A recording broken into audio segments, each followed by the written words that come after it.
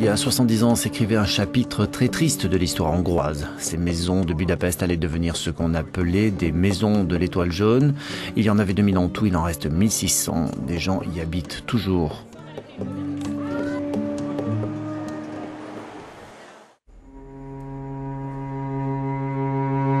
Le 21 juin 1944, 220 000 Juifs étaient expulsés de leur domicile.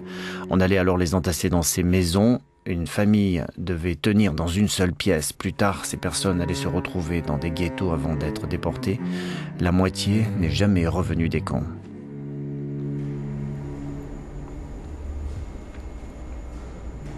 À 84 ans, Tamas Marton vit toujours dans cette maison. Sa mère est morte en déportation 2 jours avant la libération du camp.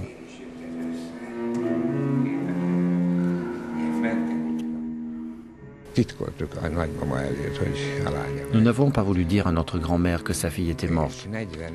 Et en 1945, non, en fait c'était au printemps 1946, un jour pendant un dîner, elle a dit à mon père « Je veux te dire quelque chose, il faut que tu te remaries. Tu ne peux pas vivre avec une femme morte. »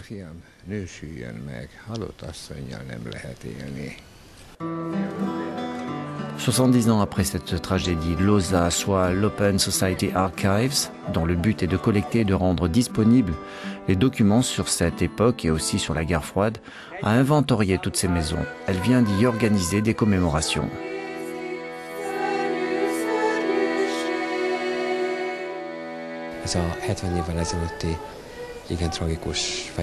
Ce chapitre tragique, vieux de 70 ans, de l'histoire de la ville, que nous connaissons si peu parce qu'avant nous ne parlions jamais des maisons jaunes, cet événement peut nous aider à nous sentir ici chez nous parce qu'on ne se sent pas chez soi quand on ne connaît pas son histoire.